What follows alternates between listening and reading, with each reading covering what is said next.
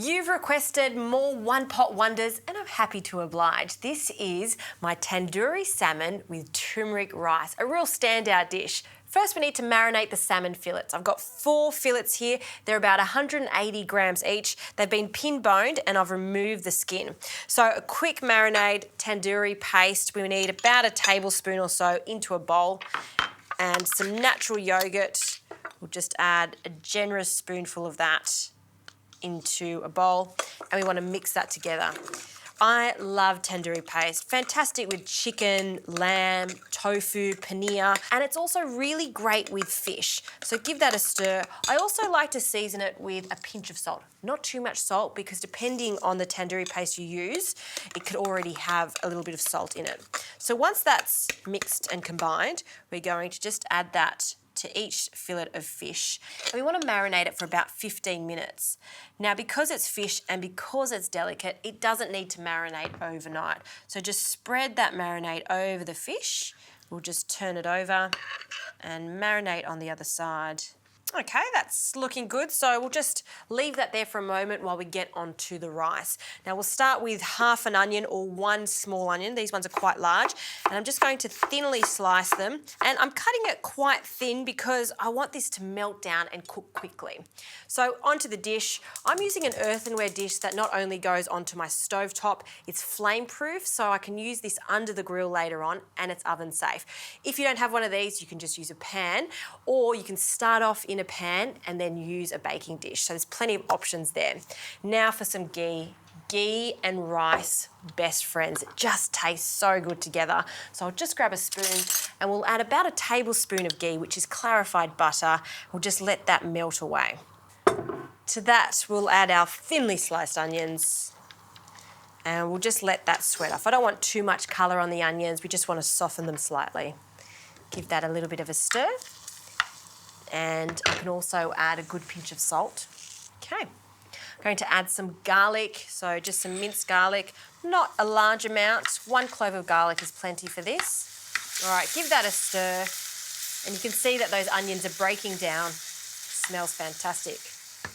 Now for the all-important turmeric. It's going to give it a really lovely, vibrant yellow colour, but I also love the flavour of it. It's subtle, it's not overpowering for the rice either. So we're just going to add a teaspoon, and you want to toast that turmeric off, and you'll see automatically it starts to stain those onions. Fantastic. All right, that looks good. Now for the rice. Now I'm using a dry-aged premium basmati, super fragrant and fluffy after it's been cooked. Now I've washed my basmati rice. I wash it 3 times and now it can go in with our onions and our turmeric along with 1 bay leaf, and you want to coat all of that rice in the onions. You just want to toast it off for a moment too. Okay, some liquid, just some water. We'll pour that over the top.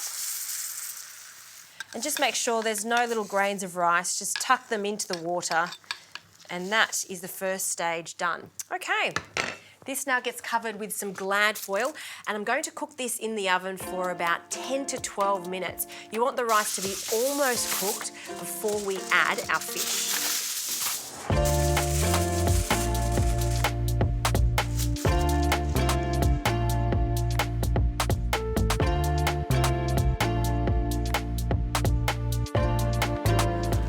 Rice is cooked. Let's take this foil off. Oh, turmeric rice, it smells so good, particularly with that ghee. Now it's just cooked, so we've got enough time to put this back in the oven without overcooking the rice. So I'm just going to arrange these in and around the rice, just making sure that we're still showing off the colour of that beautiful rice. You can imagine this coming out of the oven, vibrant orange, vibrant yellow. It looks so fantastic. Another tiny pinch of salt, and now this goes back into the oven. And that's going to take about 3 to 4 minutes at most to cook. You want to keep an eye on it because it is under the grill. You just want it to be slightly charred on the top and that fish perfectly cooked. Well, I'm really happy with how this looks. See how that crust is formed? It's a little bit charred there, just right. And the best part about this is the rice. Because that was under the grill, it's slightly crispy on the top, but when you serve this up, it's gonna be lovely and fluffy underneath. Okay, to serve this, I like to drizzle with some more yogurt, and it's just the dramatic colour difference that I love so much. And if you can get your hands on some mint chutney, it not only looks great, but it tastes so good. This is totally optional. You can get this at Indian stores, and we'll just put a little bit in and around, not too much because it is quite spicy.